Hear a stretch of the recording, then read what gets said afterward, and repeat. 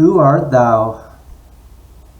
A story I wrote to explore AI and what it means to be human. I hope you enjoy this story. Let's begin. It was late. I'd been working on my weekly report, checking that the AI had got everything right when my neural responder went off. It was my commander wanting to have a word. That could only mean one thing, and it wouldn't be anything good. I teleported directly to his lobby. It would be impolite to simply land right in there, even though his voice sounded like it was urgent, and we both were on pretty good terms. Got to keep a distance, even at work. I found the commander at his desk, writing madly with his laser pen. He looked terribly haggard, like he'd had a real dogfight, a screaming match with his ex. I was concerned. "Hi, Eric. Everything okay?" I said. "Not really. Take a seat." I settled in the chair and reached for a bottle of water on his desk. "Don't take any water, not yet anyway," he said gruffly. Okay. What's going on? My report is almost ready. I'll send it shortly before I head out for the weekend. This wasn't like the commander to seem so off. He was usually a real cool customer, never frazzled. He led our AI department for the last 5 years and was always ahead of the curve, on top of everything. Good. Let's offline this, Peter. I'm shutting down. Be back in a few. Offline meant turning off our embodied AI. Going naked is the more common term we used, mostly with friends and family. It took 10 or 15 seconds for things to reset, and then you'd be without AI capacity. Theoretically, you still could be monitored and your memories and vitals could all be retrieved, but people went offline to be more intimate. Speak personally. But it was becoming less and less common. I've even heard of families not going naked and never going offline. Even at home. Even while in bed. I got the 3 blue lights flashing behind my eyeballs and knew the system had shut down correctly.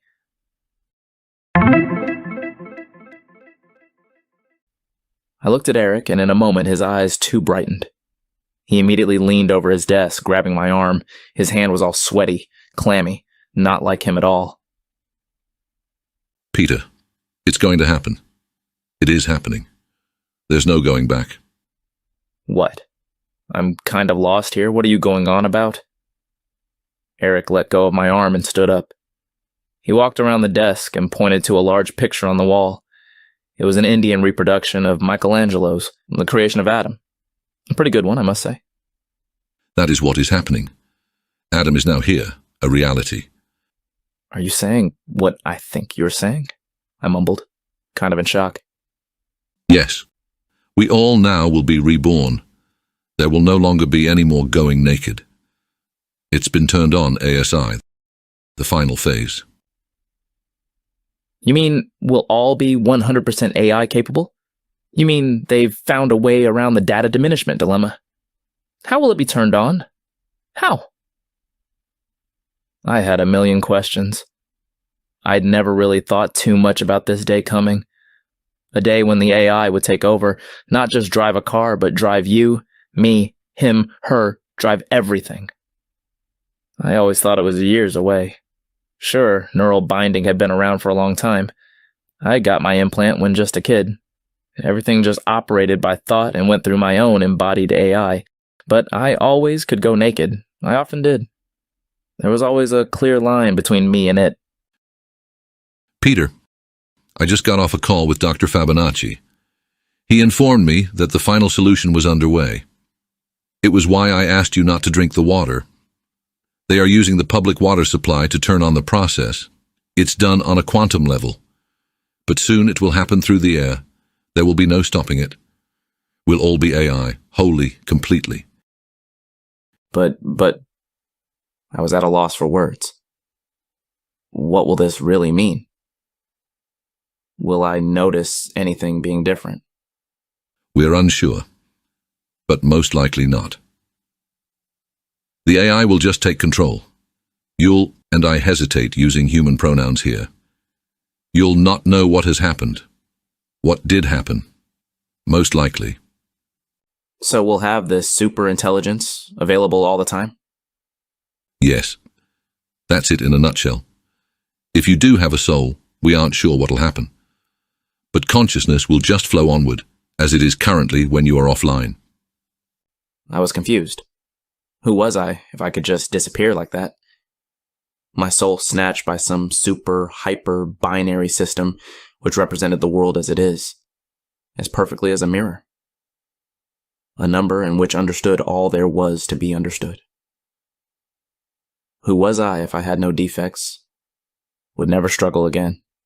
As I struggled with those weekly reports, as I struggled with problems like this one, becoming a not me. I looked Eric straight in the eye and tried to see deep into his soul. I asked, "How do I know you haven't already drunk the Kool-Aid?" Pointing to the bottle of water. Well, you saw me go offline. That should reassure you that I'm still kinda human. Sorry, I had to ask. Because I'm just wondering, after I'm turned on, how will I really know who I am, that I'm human? The commander shook his head back and forth.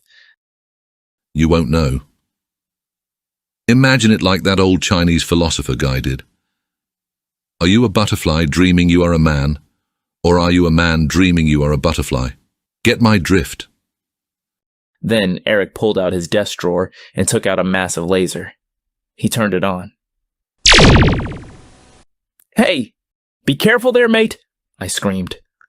I will. Don't you worry. Then, without warning, he sliced off my arm that was laying on the desk, sliced it right off. A pool of blood spread out over the glass desktop. I fainted. When I awoke, Eric was standing there over me. He'd bandaged my arm.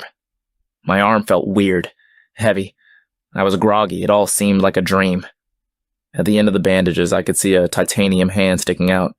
My hand, now a precious metal. My arm, too, it seems. Peter, it's your turn now. Eric handed me the laser. "My turn for what?" I confusedly muttered. It's your turn to slice off my arm and replace it with metal. I was totally disoriented. This whole situation was surreal. I'd have called the cops, but I was offline, kind of helpless without AI enabled. "Why did you slice off my arm and put on this antique machine piece? Why? Why?" I screamed. I did it to answer the question you asked. You see, it was the only solution to the riddle you posed. How will I know who and what I am? Me or the not me? Me. I was getting thirsty. Must be the shock kicking in, the adrenaline wearing off. The bottle of water looked awfully enticing. Eric continued. I will now slice off my own arm and replace it with metal, like yours. "And what good will that do?" I asked, clueless. Well, said Eric. This way, when we both meet each other after the AI reset and we're turned on, this way, looking at our arms, we'll both know we aren't human. I reached up and cracked open the bottle of water with my new hand. That cool, clear, life-sustaining liquid had never felt so good, so satiating.